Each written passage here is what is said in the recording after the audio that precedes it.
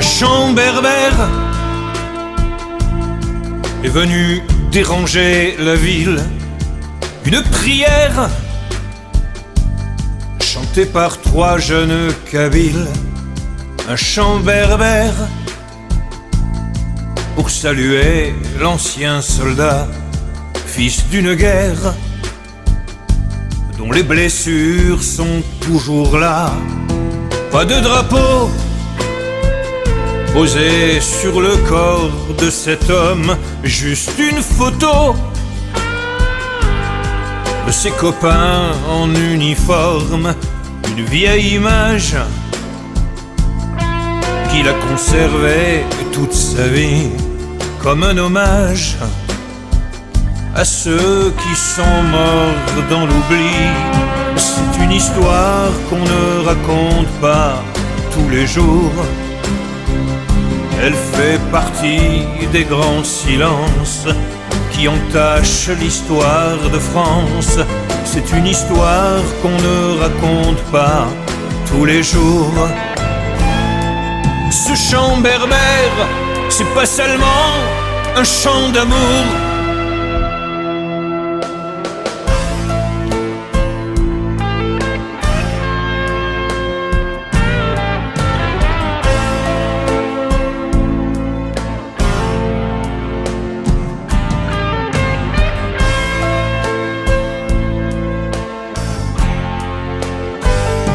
Souvent la nuit, y retrouver en mauvais rêve le sang, les cris, les plaintes des harkis qu'on achève. Face au calvaire, les soldats restés, l'arme aux pieds, l'ordre était clair. Il ne fallait pas les sauver. C'est une histoire qu'on ne raconte pas tous les jours. Elle dénonce les grandes souffrances de ceux qui ont choisi la France. C'est une histoire qu'on ne raconte pas tous les jours. Ce chant berbère, c'est pas seulement un chant d'amour. Le cessez-le-feu du 19 mars 1962 n'a pas fait cesser le sang. Dans les semaines qui ont suivi les accords d'Évian, des dizaines de milliers d'Algériens qui avaient fait confiance à la France furent désarmés par les troupes et livrés à leurs bourreaux, victimes des pires tortures, traînés de douar en douar, condamnés à la mort lente dans les djebels de la tourmente. Sur les 200 000 hommes engagés aux côtés des unités régulières de l'armée française, seulement 40 000 d'entre eux purent rentrer en France avec leurs familles, souvent grâce à des initiatives personnelles d'officiers français qui avaient enfreint les ordres. Ces rescapés furent parqués avec femmes et enfants dans des baraquements sordides, des camps grillagés de barbelés. Certains y sont encore. Et cette histoire qu'on ne raconte pas tous les jours, elle demande la reconnaissance de ceux qui ont cru en la France. Une façon de saluer cette bravoure. Ce chant berbère, faut qu'il ne soit qu'un chant d'amour.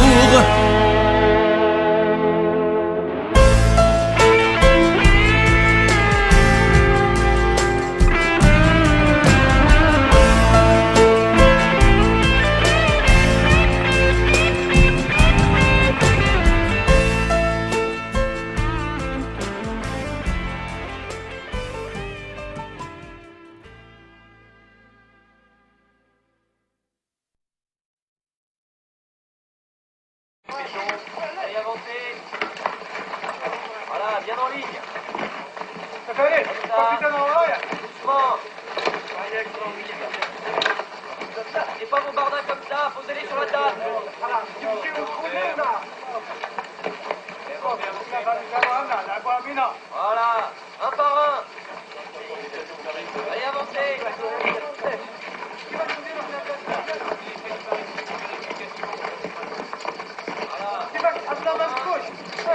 L'inspection des armes, il paraît qu'elles sont plus en très bon état. Pourquoi ils inspectent celles des harkis et pas les nôtres? Je sais pas. Qui a donné l'ordre d'inspecter les armes? Il y a eu du changement. D'après ce que j'ai compris, c'est l'autre tocard qui commande. C'est plus toi, regarde.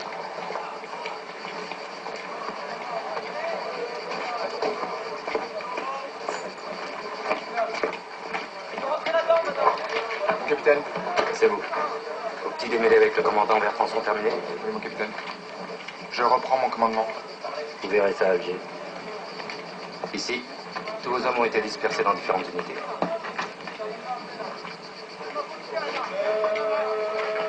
Regardez-moi, c'est vos tours.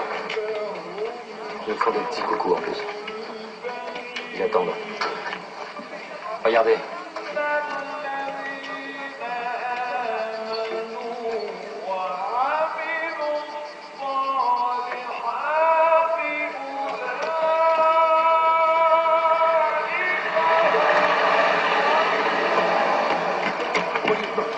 Je savais que tu n'es pas parti. Donne-moi mon fusil. Calme-toi, je pars pas encore. Je veux mourir avec mon fusil, mon lieutenant. S'il te plaît. Abder, si je pars, tu pars avec moi. Et s'il le faut, je t'emmène avec moi en France. Tu me crois? Je te crois. Attends-moi ici, tiens. Commandant, où sont mes hommes? Quand les camions, l'armée française quitte Azazga. Est-ce assez clair? Et Merki? Il reste ici. On peut pas faire ça. J'exige de rester avec eux. Mais vous plaisantez et votre tête balancera au bout d'une pique en moins d'une heure. Et vos testicules avec pour faire bonne mesure. Mais je m'en fous. Mon commandant, je vous en supplie. Ces hommes se sont battus, ils ont cru en la France, merde! Mais donnez-leur des fusils! Pour que les Chaléagas les récupèrent, ça vous suffit pas de leur laisser l'Algérie? Mon commandant, les hommes sont énervés, il faut partir. Regardez les choses en face, Lussac. Armés ou pas, les Félagas les descendront. Faut qu'ils soient rapides. S'il est monté dans le camion, je vous abats.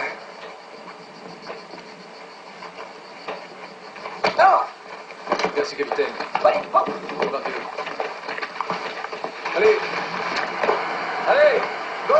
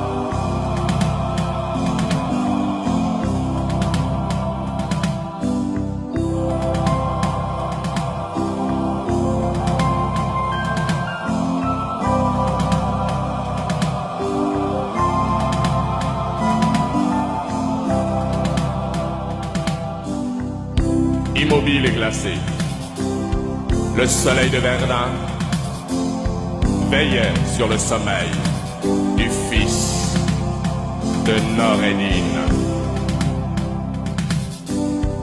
Les blés mûrs d'Italie, couchés au vent d'été, caressait les cheveux gris d'un fils de Noureddin. Là-bas, sur le fleuve Mékong, flottait une fleur fanée qui frôla les doigts blêmes d'un fils de Noureddin. Areki, Areki, Areki.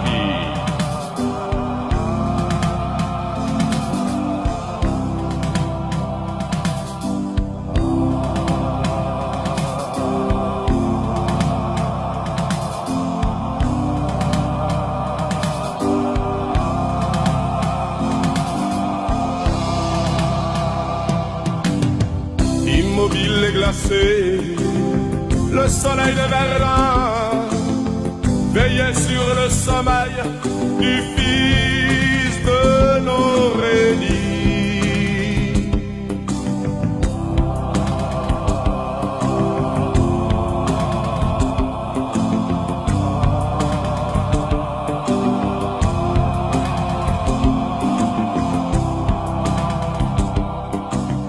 Les blés mûrs d'Italie, couchés au vent d'été, caressaient les cheveux gris d'un fils de Noureddin.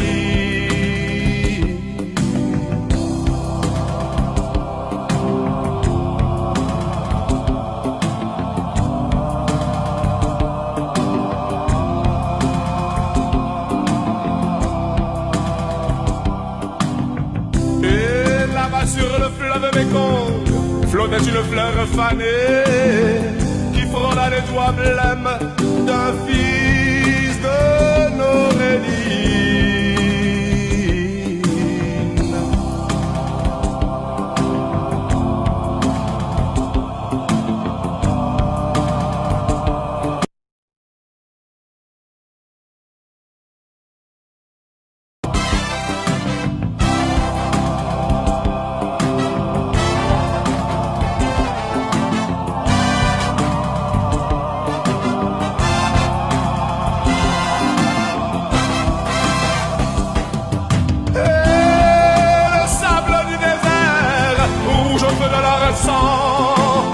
Recouvrit le corps banni des fils de Noureddin.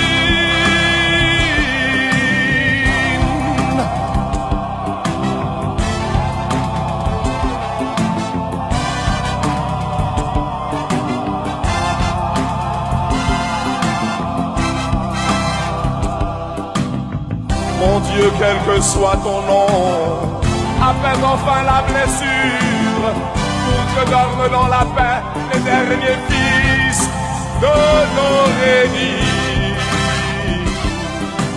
Areki, Areki, Areki,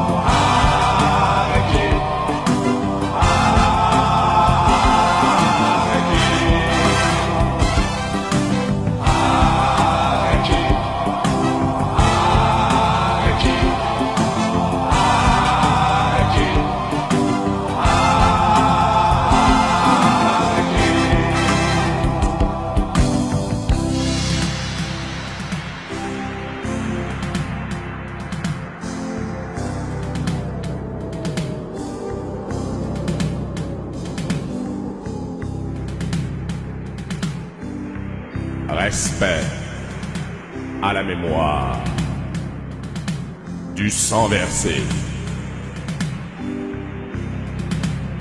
de toute l'Afrique.